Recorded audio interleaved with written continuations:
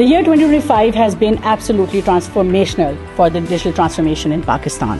The year began with passing the Digital Nation Pakistan Act 2025, which created the National Digital Commission, led by the Honorable Prime Minister, and the Pakistan Digital Authority, which is mandated to create the digital public infrastructure. National data exchange layer will be launched, digital identities will be created, formulating a holistic Pakistan stack. We moved and advanced towards a more citizen-centric governance. E-Office achieved 100% adoption in 38 out of 39 divisions, reducing file processing time from 25 days to 4 days, saving over 9.5 billion rupees potentially per year.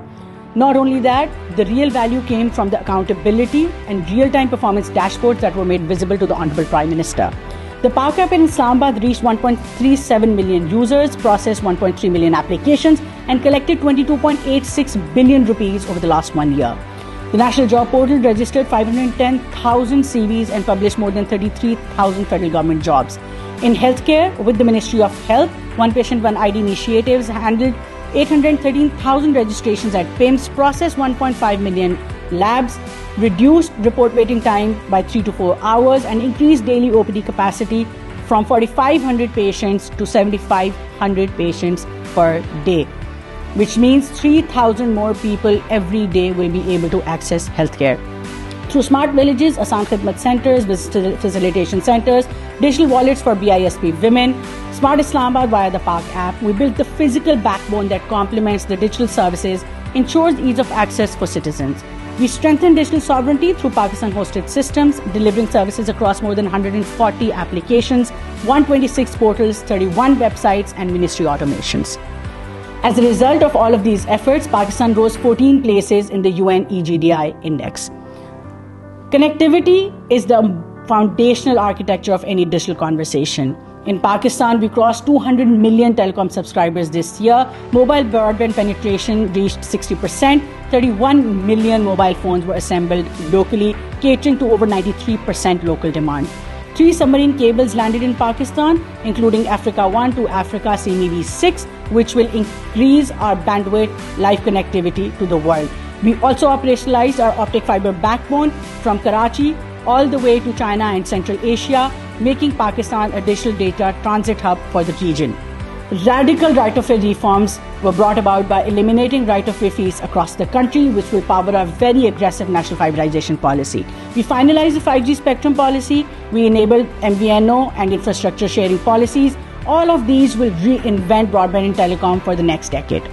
Through USF, 9 telecom projects worth over 13 billion rupees delivered high-speed internet and voice connectivity to over 5.5 million rural citizens, not only changing lives but transforming economies. Pakistan approved its first national AI policy, which essentially will ensure a robust AI infrastructure, high-end AI trainings, ethical deployment of artificial intelligence, ensuring that Pakistan takes the lead. We initiated Pakistan's first national semiconductor program, where 7,200 specialists in fabless chip design will be trained, laying the foundation for a new chip design sub-economy for the first time in the country. Google came to Pakistan. We inaugurated the Chromebook assembly line this year, which will be making over 500,000 Chromebooks per year starting now. National incubation centers incubated more than 300 startups. We launched the Pakistan Startup Fund. We supported 13 startups to top international accelerators across the world. 24 more are in the pipeline. Through Prime Minister's Skill Tech Pakistan and Digital Skills, more than 920,000 young learners gain future-ready skills, including public sector officers as well. These included 100,000 Google Career Certificates, 100,000 Huawei certificates, including master trainers, Microsoft certifications in collaboration with HEC, and AI Skills Lab for over 100,000 developers nationwide. For the first time in Pakistan, Center of Excellence in Gaming and Animation was launched in Karachi and Lahore, which will be training over 10,000 game developers and incubating over 200 gaming startups over the next few years. HEC curriculum was totally revamped for IT and AI graduates. We mandated certifications, ensuring increased employability. TikTok STEM Feed came to Pakistan as one of the first countries in the world. Meta AI was enabled in Urdu, which means that we've completely democratized science, engineering, mathematics, and AI access across the country.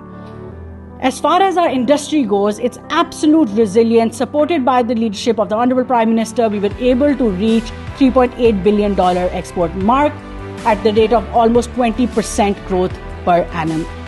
We ensured that 200 companies were exhibited in 14 global exhibitions across the world, which resulted in $100 million deals and $700 million in FDI pipeline.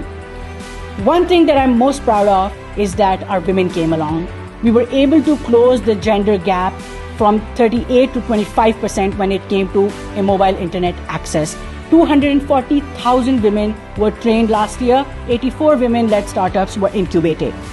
Just a small story, Ramzan package this year in 1 month enabled 800,000 digital wallets for women, increasing financial inclusivity and reducing the gender gap when it comes to economy.